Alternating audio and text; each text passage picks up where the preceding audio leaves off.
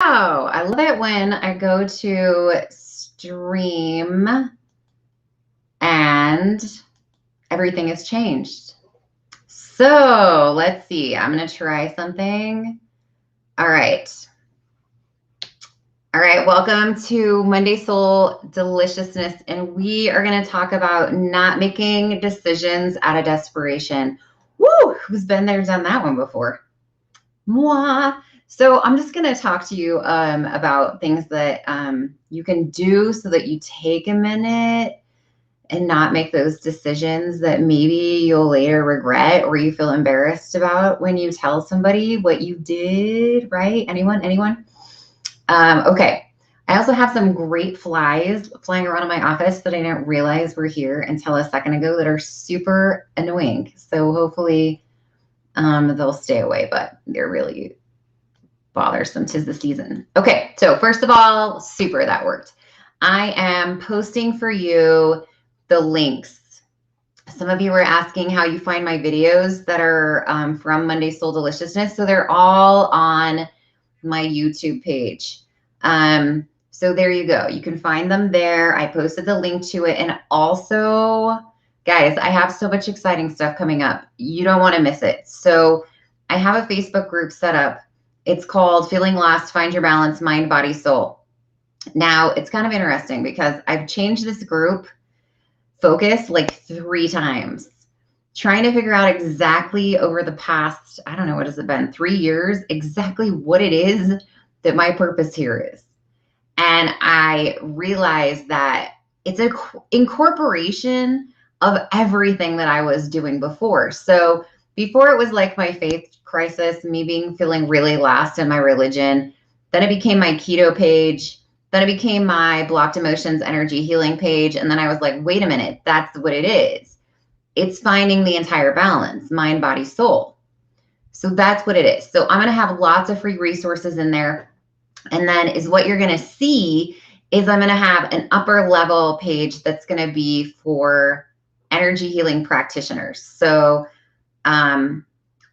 if you're like, sounds cool, but I don't think I can be an energy healing practitioner. The really beautiful thing of it is, my friends, you are all divinely gifted to do so. And sit with yourself for a moment and be like, how cool would it be if I was able to balance myself fully and do that same thing for my family? I mean, raise your hand if you have someone in your family that you know is suffering emotionally or physically, or literally with anything that could benefit from the, overall balance. And so that's what that higher level one is, because I have developed a methodology all of my own, basically from doing energy healing, the things that really resonate and work for me. I like to call them downloads. And sometimes when I'm just working and I just get this download of stuff and I'm like, oh my gosh, type this down. And so it's going to be really cool. And I'll talk about that more at another time, in another place, in another space, but just know that that's coming. But the Feeling Lost, Find Your Balance, Mind, Body, Soul one is one that everybody can benefit from. So I'll post lots of, it'll be more, so my Honest Sassy Mama page writes lots of memes, lots of uplifting laughter, funny things. Blocked Emotions Facebook page is a lot more memes that are more soul centered. The group is going to be more full of a deep thought discussion. So it'll be a meme, but then it's going to have, stuff behind it, more than just me like throwing a post up there. So you'll want to hop on there. And lots of freebies are coming your way. So make sure to check it out if you haven't already joined it. Hello, good evening, Lisa. All right, so tonight though, on 6/21/21, right, is cool to write the date today. We're going to talk about this whole thing, making a fiasco out of yourself. So I'll tell you about my own personal experiences, so you can realize that you're not alone if you're crazy sometimes. Don't make decisions out of desperation. What does that mean? It's like when you get into the moment. I'm not talking about desperation like you are really lonely, so you're dating people that you shouldn't be. Not really so much that. Is more I'm talking about when you get in that moment, when you get into fight or flight and your adrenaline starts pumping and you just start doing really stupid things. And then you look back and you're like, huh, I should have done that a little differently. I should have said something a little differently, or I shouldn't have said that at all. Or I probably shouldn't have burned my boyfriend's clothes. That might not have been the best decision, or whatever it is, right? We've all done something.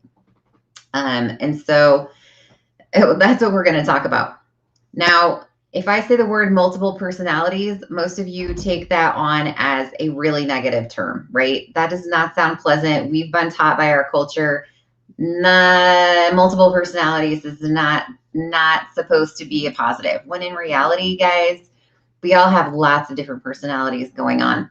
Lots of different personalities. I was even reflecting at work today, and I'm pretty sure from like in a moment, I don't even know if I would say 30 minutes. In a 30-minute increment, I felt like I went from feeling really disconnected to being sort of like more connected, but a little bit feeling, I would say, potentially slightly depressed, to literally like 10 minutes later, just feeling on top of the world, like I could go 100 miles an hour. And so if, I didn't know what I know, I could look at that and be like, man, I got something going on up here. Like some tickety talk isn't tickety talking. When in reality, you guys, you have lots of parallel things going on, cognitively, subconsciously, spiritually. So it's all about kind of bringing those all together so that you can be in a balanced state. Now, there are certain times when, let's just call them my different personalities. There are certain times when certain parts of my personality are probably more beneficial and have a better spot to play than other times. So, for example, if I'm having a discussion with someone who is very lighthearted, very, genuine, very maybe a little bit naive, but just like a squishy soul. The fire raging Amy, that's not the place for that person to be, right? I'm not going to get a good reaction out of someone if I'm trying to communicate with them and I'm acting like a dragon. That's just not the communication style that works well for that person. So I'm not going to probably want that specific personality of mine to come out of the bag and play. I need the more like heartfelt, heart-centered, lovable, energy healer. I'm here to save the world, wrap you in my wings, cuddle you up type of a person. So, if I was in a situation though where maybe I had someone come to my house and put in a sprinkler system, and I had given them some deposit, and then they came and only put half of it in. And like I haven't seen them for 3 weeks. And then I call them and they're like, oh yeah, I promise I'll be there tomorrow. And then another 2 weeks goes by and I haven't seen them, right? Then that's where like, okay, it might be time now to pull the fire breathing dragon out a little bit, still on a leash. I'm not going to let the dragon go hog wild, but you get where I'm coming from, right? So what if instead of like hating all these different, ups and downs of my personality, what if I learned how to use them a little bit to my advantage? So when I say multiple personalities, don't run away from that. It doesn't make you bipolar. I don't even necessarily know, like, really, what if people that are bipolar, I mean, this is something to wrap your head around, and I'm not, calling testament to this, but what if somebody that's bipolar actually just was never taught to be okay with some of their other personalities, and somebody in their past, like, told them how horrible it was because of how they were acting? I mean, I see my own kid. He can go from super happy to wanting to rip into people in like 3 seconds flat. So, what happens if I let it bother me? Then I'm not taking full advantage of myself. So I wanted you to keep that in mind before we talk about this. Okay?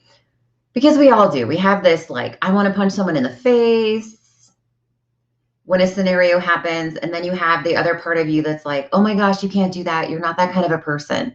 Then you get this inner dialogue going on, and now you suddenly have this like really big inner conflict. So let's say that you're in a conversation with somebody and maybe they're being really argumentative. And so now, on top of the fact that your adrenaline is starting to go and you're getting into fight or flight, you have this obnoxious inner conflict going on with yourself, because one of you is like, I'm going to punch this guy in the face. And the other one of you is like, oh my gosh, you can't do that. That's not right. And then this inner dialogue starts going on. And now, on top of the natural hormones that are releasing in your body to allow you to run, Your whole body's shutting down, your digestive system's stopping, your immune system's quitting. Your brain isn't functioning because all it's doing is sending every ounce of energy that you have into your muscles so you can run, okay, or fight. Either way. The problem is that's also the time when you need to be thinking, right? If you come across a car accident and everything is totally chaotic, do you want your brain to be shut off? But no, unfortunately, though, this is what happens because it wants you to be in a safe place. And so all your brain is doing is thinking to itself, what do I need to do to survive this? And it sees this car accident. And in this case, it's fight or flight, but it's more like, stay and help or run. And there is a part of you, if you really sat with yourself, that just wants to drive away. I didn't see it. It didn't happen. It just wants to drive away. But then you have the other part of you that's like, no, you can't do that. You have to stay. People could be dying. You need to help. And so you're really in this conflict with yourself. So fight or flight. Let's talk about some of the things that we can do. Like, how do you fix this? Like, how do you get yourself to quit doing that? Because it's really creates making decisions in a state of desperation, because all you're basically wanting to do is, I need a drink. All you're basically wanting to do is just to make it all go away, right? Because it's uncomfortable. By the way, best bottles ever. This is made by Thermos, in case you're wondering. I bought some other ones. They were made by Bubba or something, and I put them in the dishwasher, and the whole bottoms of them blew out. And so I'm really not happy about that. Okay. So I'm going to come to the one that I always go to because I can't express enough how important it is to breathe. And I know it sounds so stupid because it's like, what? Oh, move along. Okay, step 2. I already know how to breathe, but do you really?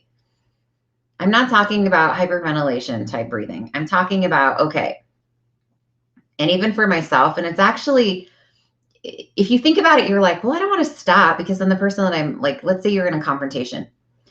I don't want to stop and start breathing, because then the person that I'm having the confrontation is going to be looking at me like, what is wrong with you? Katie, I love you. Does your bottle look like this kind of?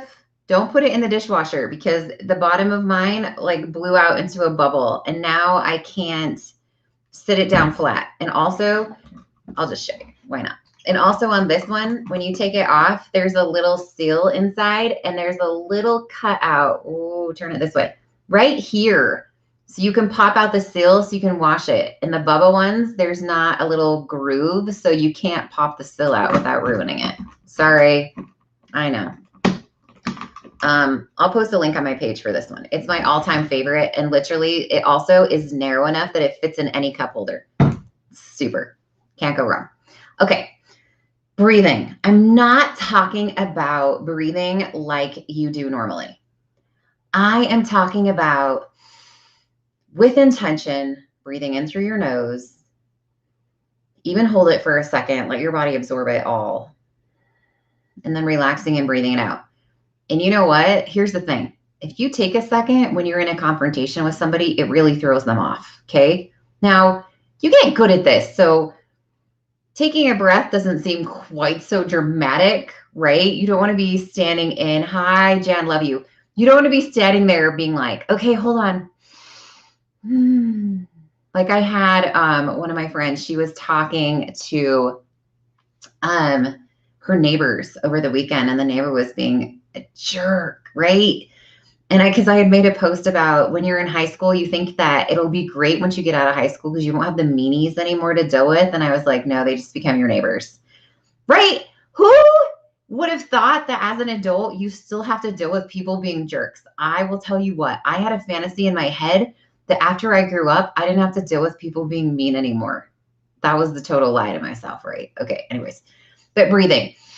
Do it with intention. If you've ever done singing, you breathe through your diaphragm, so you're not breathing through your lungs, which is really shallow. If you've done any sports things where you've learned how to breathe deeply, you want to do it with a little bit of intention. So stop for a second. You can do it. You can take a breath. Be like, It's amazing how much quicker you can think. Okay. Now, if you have someone standing across from you and you are in the moment, it's a little bit more difficult to do the rest of these because you're not going to sit down on the ground and hug yourself. However, if you are going through a traumatic experience, these work really well. So breath, right? That's the first one. Use that one because you can use it even if you're talking to someone. Just take a moment, put yourself on mute for a minute, shut your mouth and breathe so that when your words come out and it happens quicker than you think, you don't say something that you regret. Personal experience the other night, I had this happen with a neighbor that we had not met really before. And he was pretty demanding and started to say some things that I felt were like way inappropriate and super defensive. And so I started like questioning him. And I'm not sure if he's just used to getting away with talking to people like that.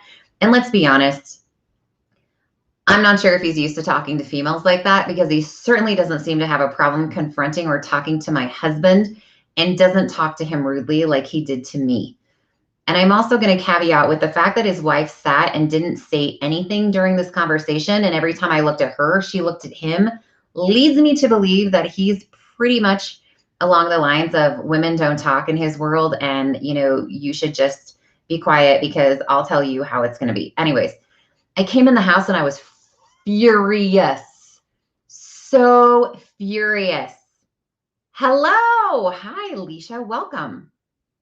And I was like, I came in the house and I was telling Dave and I'm like, man, I'm sure I could have said things differently, but whatever. And then I was like, you know what? No, I'm like, I did really good. I'm like, I didn't say anything that I regret saying. I didn't swear at him. I didn't say the sarcastic little snarky. I mean, guys, if you could read my mind when I'm in a confrontation with somebody, I am wicked. Probably, honestly, the only person here right now that understands this is Katie. But I can say things that will make you cry. I can say things that will make your mom cry. I will say things that will make your dog cry. And I try really hard not to do that, but I'm just telling you that that's that personality that comes really natural for me. So, but I tried really hard to breathe through it and caught myself being like, okay, tell him exactly how you're feeling, but don't go chaotic. Like don't lose your marbles. Okay. Breathe. Okay. Next one. If you have time, sit with yourself. This one's really good. If you're going through a really big trauma right now, or you're not quite sure how to react to something, I love this one a lot. Now we're going to go back to our inner childhood where everyone told us we were crazy. Somebody told me today they were talking about how at their age, they had gone to do something where they were in a group of people and they were like, think of it as like a camp for kids. Okay. And she had once been a kid at this place. And now she feels like grown up as an adult, as a leader. Some of the higher leaders don't treat her like an adult. They still treat her like a kid. And she's like, I just look young. And so I feel like people don't take me seriously. And I was like, oh, girl, I'm 41 years old and I've been a pilot in the military and I still can't get people in a group to take me seriously. And I was like, I just take it as a compliment because someone told me one day, they're like, you don't look like you're 41. And that's what the problem is. Nobody's looking at you like a 41-year-old Air Force pilot. So that's why you're getting that. And I was like, okay, well, I'll take that I don't look 41. Super. But at the same time, it's really annoying. But I don't even remember where I was going with that. Anyways, have some time with yourself, sit down and have an open dialogue with you. Oh, it's your inner child. That's what it was. And I said, I was talking with this person. She said, well, part of it probably too is your whimsicalness. And I'm like, you know what? That's because I feed my inner child is open and healthy and well. Okay, guys, I have a piece of chocolate on my shirt. So yes. But this is where, you're going to sit and do this. So sit with yourself and have an open dialogue. I'm talking about having a conversation with yourself like you're your own imaginary friend, because you literally are. And I'm going to talk to myself without reservation. So I'm going to say something like, why am I so angry at this person?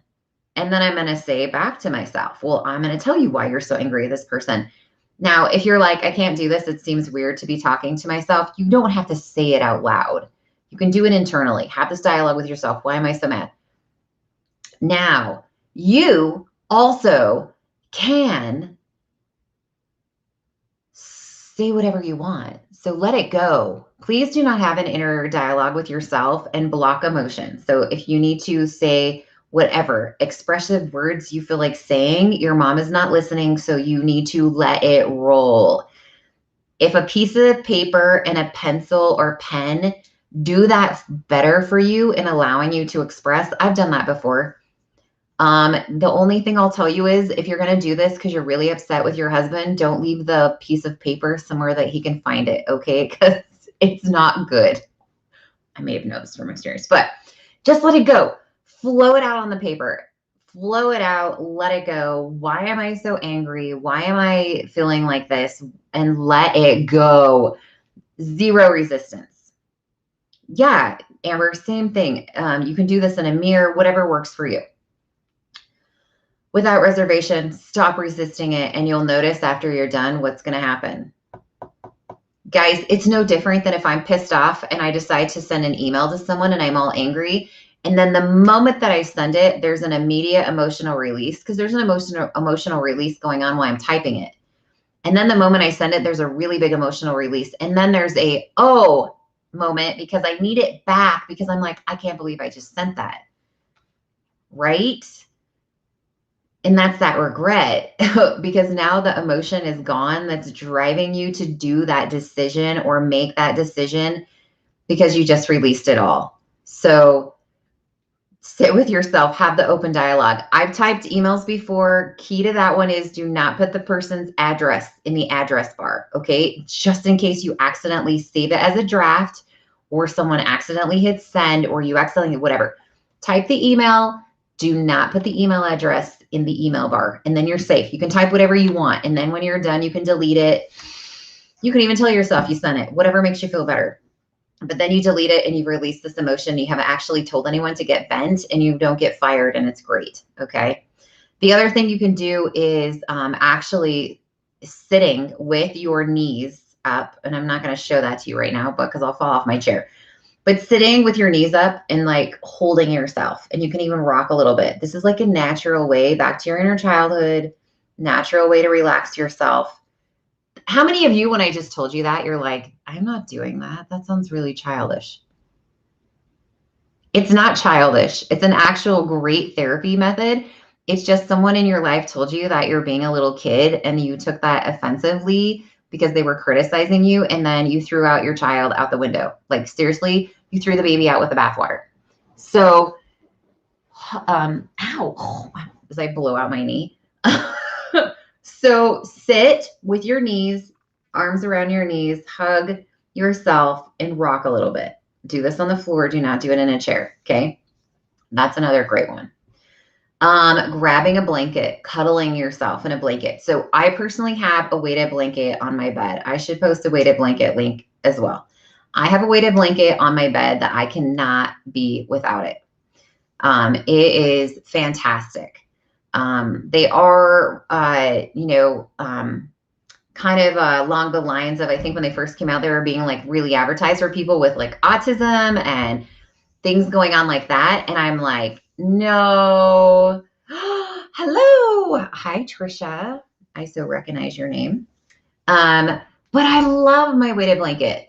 And you can even buy them now where they're like less weighted so that they're more, because I got one that was really heavy and then I got one that was less. I think the one I have now might be 10 pounds, maybe 5. I don't know, but it's supposed to be just like the lightest one that's good for everyone. Anyway, the other thing that you can do is to get a blanket and you grab onto the corners, okay? And then you're going to cross your arms like this. And because you're holding onto it, it's wrapping you like a taco. And that squishy pressure, coming back to your inner child, right? What do you do with babies? You swaddle them. And then you can even put like part of the blanket over your head, right? I put hoodies on, and sometimes I put the hood on, not because I'm looking like I'm in a gang.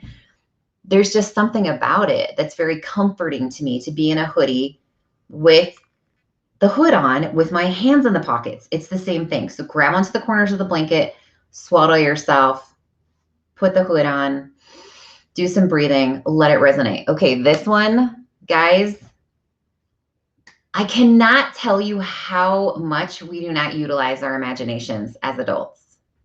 Because simply thinking about, I like to use a pair of wings. Go figure. Simply thinking about closing my eyes and actually visualizing a pair of wings wrapping around myself and squeezing me just ever so gently is very comforting. You can even make your wings whatever color you want them to be. But we, once again, are told that that's really childish and unicorns are make-believe and you don't have wings, right? Nado. No, you can imagine, you can create so many things by believing something. And I don't care if you were told it isn't real. That is not the point. So doing that is a great way to do this. All right, let me see. Where am I at? Okay, I got some other ones for you. Sensory stimulus is a big one. Like, right, I have a candle burning on my desk right now, and I'm all over the place because that's just me. I go anywhere from like really herbally aromatherapy type candles when I work to like, I have some really cool ones over there that are chakra candles. I have some cool candles from this lady, mythological candles. She has really cool scents. Like this one is King of the Woods. And I love her scents, but like right now I'm burning sugar donuts. So go with whatever resonates with you. When I go to sit down to do sessions, I'm like, what's like resonating with me?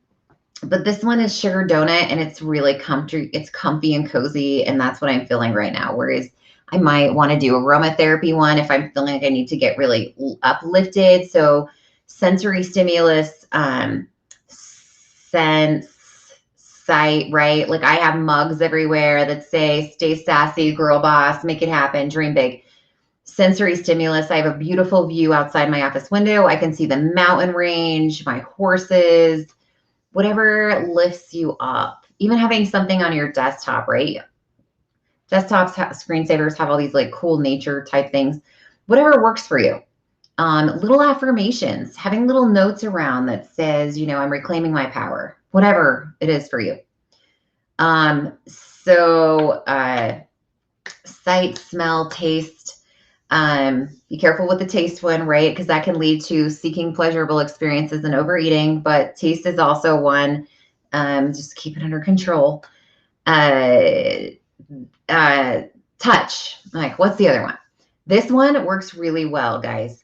Have you ever gone in a bathroom and you're just like totally upset and you're bawling and you're just a hot mess and you're like, oh my gosh, I have to pull it together.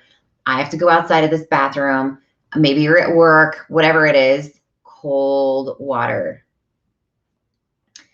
Cold water. Even as a practitioner, lots of people that do energy healing, running your hands in cold water can help you to get your momentum back. And then for me, mine is, and if you watch me, you'll see it, and I'm so not ashamed of it, but I fidget with my hands. I do this a lot when I work because this is my energy. This is how I create it. And so you'll see me like, I'm always holding something in my hand. Like right now I have one of my stones and I do this. If I have a paper clip, if I'm publicly speaking, I cannot go out onto the stage without something in my hand. And it doesn't matter what it is. It can be anything. I just have to have it. My grandpa, I remember my grandpa. He was a doctor. He did this all the time. And I didn't realize what he was doing until I do now, right? Like this is his connection to his energy field. It's his thumbs. And he would do this all the time. And mine is this. Okay, so using touch, because also like sensory stimulus, like I'm touching like my hands together, it gets warm, lots of calming there. Humming, but you're like humming at what tune? It doesn't matter. Hum whatever resonates. So I hum a certain tone and it's exactly the same. It's not ever different, but it's very calming to me. Find your frequency that works well for you. If you're into like meditations that are guided meditations or specific meditations that are on certain frequencies, you'll know that lots of people do like the bowls that make the vibrational noises. Like there's frequencies of, associated with all kinds of stuff, but you can just hum. I used to sing crazy kid songs when I was flying and I was really nervous about landing. I would sing all kinds of stuff because no one could hear me.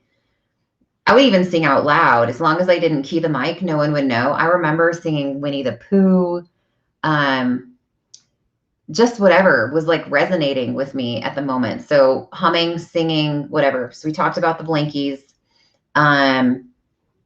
Okay.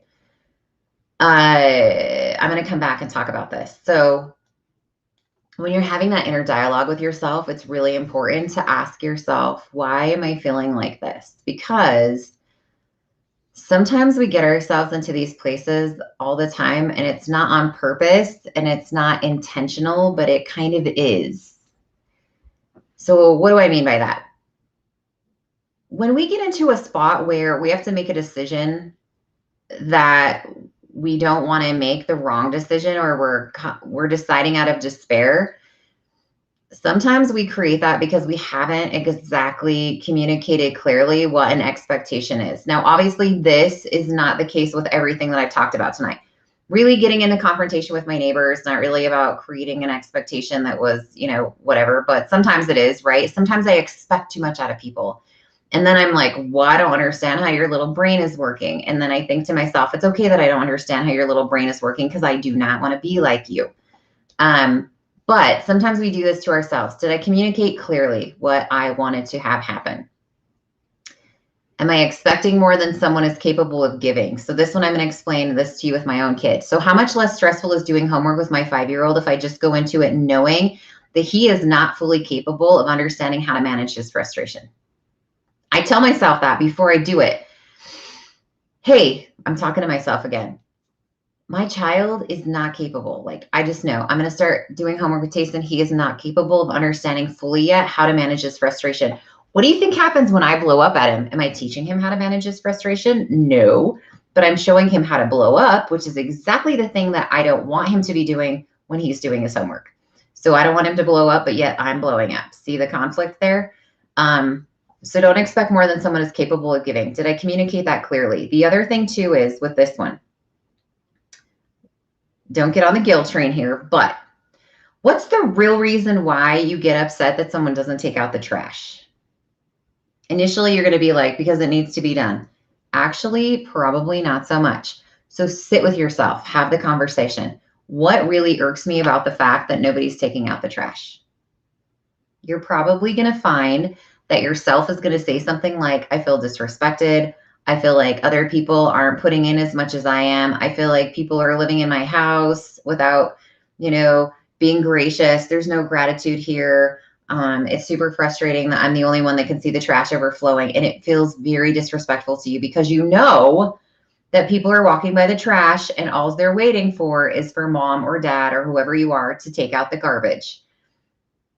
But really, it has nothing to do with taking out the garbage. So are you going to rip into somebody for not taking out the garbage, or should you be communicating the fact of, right? There's two things here. Am I going to rip into my kid because you didn't take out the garbage? Or am I going to say to my child, hey, I have an expectation that I, didn't communicate clearly here. I would really appreciate it if you would take out the garbage because I feel really disrespected when I'm working and doing all this and managing all this stuff and nobody can take a moment to help me out and take out the garbage. Do you think that that could be communicated better? I mean, you could say it a little differently, but don't you think that gets communicated better to your kid than just freaking out at them and yelling at them for not taking out the trash, because they have no why behind the reason why you're freaking out, when in reality, it's because you feel disrespected or because you want them to grow up to be responsible and to not, whatever. But don't just be yelling at them, because then you're not communicating. You don't have a set expectation for why are they supposed to take out this garbage. So just set the intention, set the expectation clearly. This is probably one of my biggest struggles, not that I don't communicate clearly, but other people around me don't. And then I have this expectation of, if you want my help, you have to ask me. Dave would get on here and testify to you that this is one of our biggest problems. is that Dave has struggles asking me for help. He just assumes that I'm going to know that he needs help. And I'm the type of person that if I need some help, I'm actually going to just tell you, hey, I need you to help me hold this horse. So communicate clearly. If you have an expectation for somebody, tell them what it is. Don't expect them to do it, because then you're getting to this situation where you're going to start doing things that you regret in making decisions because you're doing it out of desperation for just trying to reach for anything you can grab a hold of, which comes from anger, comes from frustration, comes from, us being just really not receptive to what's going on. Like, what's the real underlying cause here, which is the number one question you should ask yourself before you start to freak out, before you start having a canary. Go back to what I told you. Breathe. Practice this so that when you're in a high stakes situation, you're not blubbling out of the mouth doing things that you regret. So proactive breath, quickest, give yourself a moment to think. And then, while you're doing that, be like, what's really the underlying thing here? What am I upset about? So I'll give you this scenario with my neighbor, why I was so upset with him. So we have a piece of property that has this little teeny tiny triangle that comes down into it like this. And there's a T-post right here. And before he moved into this house, the person that lived in the house before let us use this corner, and he didn't care at all. And it's actually down in a ravine, so you can't even see it from their house. And where the T-post sits goes right through the middle of my trail. And if I go on my side of it, it's really swampy. So when he came over the other day and was standing on the other side of our fence requesting permission to come on our property because he needed to look at an irrigation line that he is attached to, that I'm actually not even sure is supposed to legally be there, he was asking about where the leak was, and I was telling him. And so at one point I said to him, hey, you have that little piece of property that you've put that little T-post on. Would you be okay if I walk my horse around it this way instead of staying on my side? Now, if you don't know what a T-post is, my friends, it's probably about as wide as this. So I'm basically asking to walk my horse around his T-post like this. So what is it? A whole whopping 3 feet? I don't know. And he sits back and gets like this and blusters out his chest and says, as long as you're not going to make this an eagle easement right away, because I'm not granting that to you. So I went into my moment of go screw yourself. I'm getting all defensive. Like, what are you talking about? I just asked to walk around your Jeep, right? And I'm losing my mind. What is really the underlying problem here? The underlying problem is that I tried to be nice because he can't see this from his house anyway, so I can walk around it all day long and he's not going to see it. Underlying problem is I'm trying to be a good person and be neighborly, and I feel like I'm not getting that reception back right, because then I say to him, do we really need to make this a legal issue? I just asked if I could walk around the fence post. And he's like, I'm not making it a legal issue. And I said, yes, you are. You just asked me to. And then he brought up me signing a paper so that I could walk around the T-post so I can't claim easement. And I was like, don't you think if we wanted to claim easement, we would have done that before you moved in when we had full access to that land without any questions asked? And this guy would just not stop. And so here's really where I had to start getting into connection with myself. The reason I was getting so pissed off is because he needed to come onto my property, right? So the one part of me is like, hey, jackass, you need to sign an easement paper so that you can come on my property so that you don't think that you have the right of way to come over to this pipe. Honestly, I'm just being real honest with you. That's the part of me that was having the conversation with the other part of me that's over here like, oh, no, don't do that, Amy. You need to be a good neighbor. Everybody already thinks that you're crazy. Don't say that out loud to him, because then he's going to go talk to everyone else and be like, they're crazy over there. Within reality, I am a little bit crazy because I just don't tolerate people's crap, right? So once again, it comes down to the problem of he can treat me however he wants to. But if I stand up for myself, then I'm the psychopath, right? Typical. So anyway, I was like, I really don't understand why you're getting so bent out of shape about me asking to walk around the fence post. So here's what's going to happen now. I don't need to walk around the fence post. I'll just stay on my side. Super fine. And then he's like, oh, so you don't want to sign paperwork for that? And I was like, no, I don't. And then I still have the part of me in here, you can shove your paperwork right up your, right? And then the other part of me like, Amy, don't say that. Your mom would be so, that's that inner dialogue that I'm talking about, you guys, that gets yourself into trouble. Because now I'm not only in this heated conversation with this guy, but I have my own self in here yakking up a storm about trying to tell me what I should or shouldn't be doing, when all I really should be doing is taking a breath and realizing underlying thing that you're pissed off about is he wants to come on your property and you're not willing to act like a jerk like he is. So you're not going to make him sign a paper to walk across your pasture, blah, blah, blah, right? That's honestly what the underlying issue is. You want to be treated the way that you're treating someone else. And sometimes you're just not going to get that. So you have to put the expectation down and just be like, yeah, this person isn't up on my level. I don't know what to tell you. Vibrate higher. I have courses for that. Okay, guys. So that's what I'm going to leave you with tonight. So remember, breathing, sitting with yourself, wrapping yourself in a blanket, make yourself a cocoon, express yourself authentically. The reason that you don't is because you're scared, right? You don't want to have a confrontation with someone, so you just don't express yourself. And then you actually end up in a confrontation because you didn't express yourself. All right, guys. So I have posted at the very beginning of this the links so that you can go click on my YouTube link, please. You can go subscribe and like the video there so it's posted there. But that way, whenever I do a new one, you're going to get a notification that I did a new video. So you're not going to miss it. Then you can also join my Facebook group in case you missed it. It's Feeling Lost, Find Your Balance, Mind, Body, and Soul. Guys, this is covering everything because in the past, I've been like, oh, let's talk about emotional issues. And then for a while, I was doing keto issues. And then for a while, it was like religious struggle issues. And then I'm like, whoa, this is all together. Like you can't disconnect one from the other because it's all part of being balanced. So I'm going to be popping in there and putting on lots of free resources, whether it's from understanding why you can't lose weight, all sorts of goody stuff. So it'll be more like this.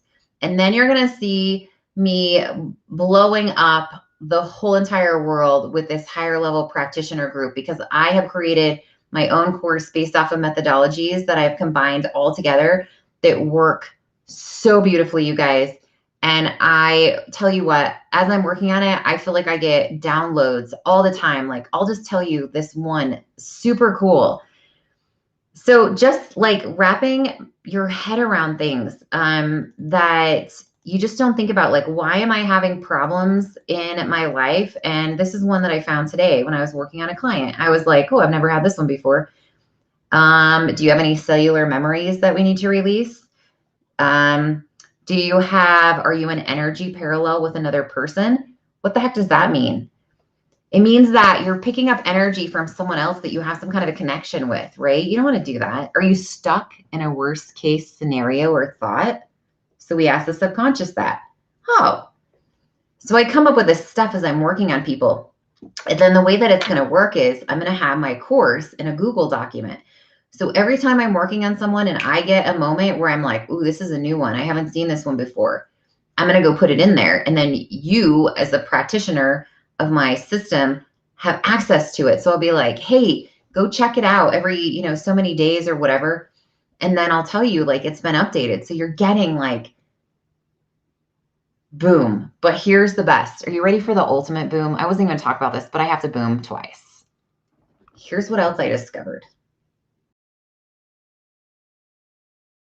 This one's so cool. I discovered that if another practitioner has connected with a person's subconscious, okay, our minds are so amazing. I want you to think about this fact. If another person has connected with another person's subconscious, there's almost like some kind of I'm just going to explain it to you how I think you can best understand. There's some kind of carbon copy there. So let's say the practitioner is working on a client, okay? And they're working on something and it's a medical thing because medical things happen to be my jive. Like I am very medically intuitive.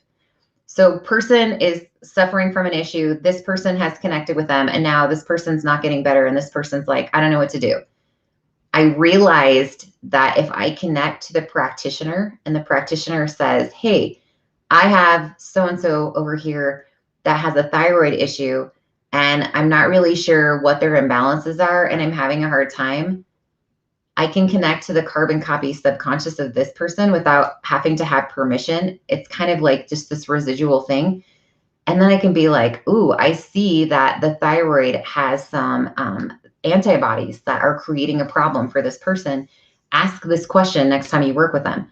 You guys, it's so freaking cool. It's like, how do I help as many people as possible when I only have so many hours in the day? Boom, bada bing, right? Because if you're working on the person and doing most of it, and then you come to me and say, I can't help this person get past this, and then I say, ooh, I see thyroid antibodies, then you go back to your session and you're like, hey, does this person have thyroid antibodies? Yes. Okay, great. And then on you go. I spent 35 seconds helping this person who then went and helped this right? See where I'm going with that? It's a beautiful, fantastic process. Anyway, okay. There you go, guys. So happy day. Go hop on those links, subscribe, join, don't miss out on the fun. And then this is recorded, posted to YouTube. I will see you, if not before, usually before. I will see you next Monday for another beautiful soul deliciousness. And I hope you guys have a beautiful rest of your Monday.